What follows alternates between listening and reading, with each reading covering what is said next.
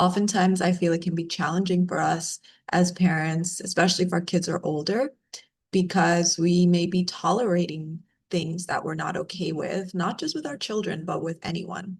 So, for example, if you've gotten used to, or the norm is that your child has a tone, gets easily frustrated, and gets agitated and yells, or gets upset, or whatever it might be, have you considered what is your standard that you would like to have for how people talk to you?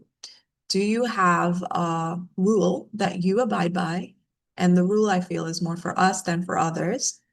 And can you stick to that and make it clear to others? So, for example, my rule is I only talk to people when they can speak to me in a conversational tone, when it can feel like I can have and hold a conversation and it feels relaxed. It feels like I can be heard. There can be constructive feedback back and forth. Basically, we're not in this agitated state and we're having a conversation. And if you're not able to do that, then I don't want to speak to you. Come back to me when you're able to speak and hold a conversation.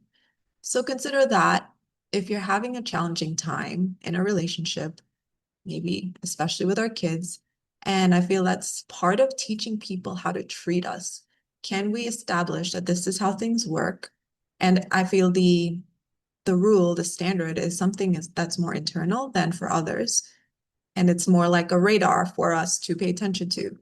Am I in an environment right now where I'm being treated, I can have a conversation in a way that works best for me? And if not, I communicate that clearly, like, let's talk again later when it's the right time for you. And once we hold that and have that as our standard and implement it on a daily basis, I feel that gives us more of a feeling of being empowered, of being clear on what works for us and what doesn't work for us, and others are free to have their own experience, be upset or not.